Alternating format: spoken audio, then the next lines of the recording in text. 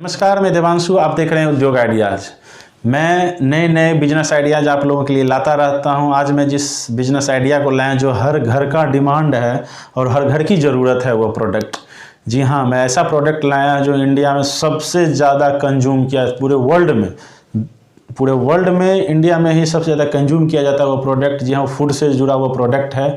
हाँ, मसाला का प्रोडक्ट जो हर घर की ज़रूरत है। लोग शुद्धता, मसाले खाने में लोग शुद्धता का हमेशा ध्यान रखते हैं। हो सकते हैं आज के लोग बहुत कम शुद्ध मसाले मिल पाते हैं, लेकिन आप मसाला का व्यवसाय कैसे कर सकते हैं मैं आपको बताते चलूं कि मैं आपको कोई भी ऐसा ताम झाम वाला आइडिया नहीं दूंगा जिसमें कि आपको प्लांट लगाना पड़े, पूरा मशीनरी लगाना पड़े, पूरा बल्क परचेजिंग कर, मतलब आपका इतना बड़ा इन्वेस्टमेंट ना हो जाए कि आप उससे कमा ही ना पाएँ।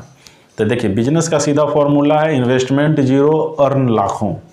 तो आप मसाला का व्यवसाय ऐसे शुरू कर सकते हैं कि जैसे कोई प्लांट नहीं लगाना है, आपको सीधा क्या करना है, जो रनिंग मसाला क्या है, 3-4 रनिंग मसाला होता है, जैसे हल्दी, धनिया, मिर्च, जीरा, जो रनिंग मसाला है, यही सब रनिंग मसाला है, बाकी तो सब्सिडरी है। तो रनिंग मसाला आप अपने लोकल कस्बे में जहाँ मसाला का होलसेलर मंडी है, जहाँ होलसेल का मंडी है, वहाँ से खरा मसाला आप परचेज करें और अपने जो सबसे मिलिंग, जो मसाला का मिलिंग वाले काम करते हैं अपने ज़िले तहसील में, उनसे आप संपर्क करें, उनसे आप जॉब वर्क पर पिसवा लें। जिस मसाले को आप जॉब वर्क पर पिसवा लीजिए और मान लीजिए कि 2 रुपये, 4 रुपये, 5 रुपये तक किलो में मसाला पीस देता है, खरा मसाला। उसमें कोई भी मिलावट ना करें, शुद्धता का हमेशा ध्यान रखें, क्योंकि जब आपका प्रोडक्ट चलता है तो बहुत लंबा चलता है। आप क्या करें कि आप कोई पैकेट, पाउच, प्लास्टिक वगैरह मत छपवाएं, क्योंकि मसाला के व्यवसाय में सबसे बड़ा क्या है कि प्लास्टिक। आप प्लास्टिक जब छपवा लेते हैं तो एक पाउच छपवाने में, एक सीरीज के पाउच छपवाने में मिनिमम 1 लाख रुपए का इन्वेस्टमेंट आ जाता है। तो उससे भी आपको करना क्या है कि जो इस तरीके का जो मैं फोटो दिखा रहा हूँ इस साइड, वो डब्बा इस क्वालिटी का खरीद लेना, और मैं इस डब्बे वाले का नंबर भी आपको डिस्क्रिप्शन में डाल दूंगा, आप देख लीजिए, उनसे बात भी कर सकते हैं।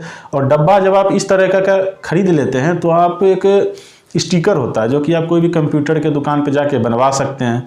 आप अपने ब्रांड का तत्काल क्या है कि उद्योग आधार से आप रजिस्ट्रेशन करवा लीजिए अपना, और उस ब्रांड का जो फ्री में रजिस्ट्रेशन होता है, उस ब्रांड का लोगो आप अपने डब्बे पे चिपकाइए। और शुद्धता का ख्याल रखते हुए अपने आसपास के इलाकों में, अपने चाहे आप शहर में भी रह रहे हैं तो आसपास के अपार्टमेंट में, आसपास के कॉलोनियों में और आसपास के इलाकों में आप क्या कीजिए कि खुद अपना बाइक रखिए, डोर टू डोर मार्केटिंग कीजिए। 4-5 डब्बे उसमें खुले रखिए ताकि आप कस्टमर को दिखा सकें। और समझिए कि दिन में अगर आप 50 कस्टमर के पास भी अगर जाते हैं, अगर रेशियो 10% का भी आता है पॉजिटिव रेशियो, तो 5 कस्टमर को आप देते हैं। तो होता मसाले के व्यवसाय में क्या है कि जब आप 5% लोग भी अगर आपका मसाला यूज किए तो वो क्या है कि 25% आसपास के लोगों को कन्विंस करते हैं।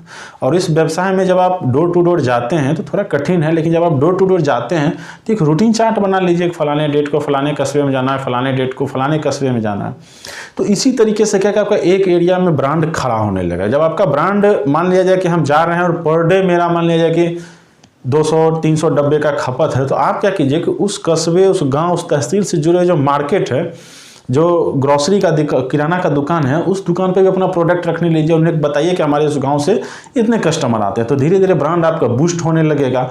और फिर इसमें आप क्या कीजिए कि जब आपकी सेल बढ़ने लगे तो आप अकेले कितना कीजिएगा, तो आपको ध्यान देना है कि जब मेरा सेल बूस्ट कर चुका है, हल्का बूस्ट कर, ताकि मैं एक स्टाफ रख सकूं, तो आपको कोई भी स्टाफ सैलरी बेस्ड पे नहीं रखना है। आप सेल्स का स्टाफ रखिए, बाकी हर काम आपको खुद मैनेज करना है।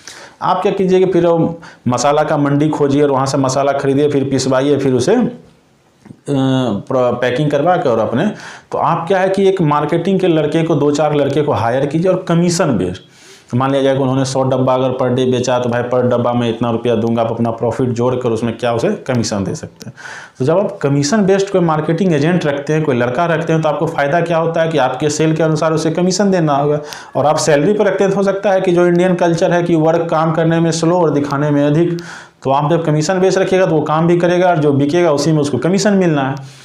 इसी तरीके से आप व्यवसाय को आगे बढ़ा सकते हैं। और मसाला का व्यवसाय बहुत ही प्रॉफिटेबल व्यवसाय है, सिर्फ उसमें शुद्धता का ख्याल रखा जाए। जिस तरीके से आपका ब्रांड धीरे धीरे बूस्ट करते जाएगा तो आप मशीन लगवा सकते हैं, क्योंकि मशीन और मसाला में मैन्युफैक्चरिंग करना बहुत ही ईजी है, लेकिन बेचना उससे दुगना टफ है। मशीन लगवा लीजिए, 5 लाख का मशीन, 10 लाख का मशीन, पूरा एकदम सेट लगवा लीजिए, 10 लाख, 20 लाख, इसमें मसाला के सेक्टर में जितना इन्वेस्टमेंट कर सकते हैं मैन्युफैक्चरिंग में, वो बहुत कम है, लेकिन बेचना बहुत ही टफ है। आज की डेट में जितने भी छोटे छोटे मसाला कंपनियां आ रही हैं वो तुरंत फेल हो जा रही है 6 महीने सालों में, सिर्फ इसलिए वो उसका सेल डाउन रहता है, मैन्युफैक्चरिंग हाई रहता है।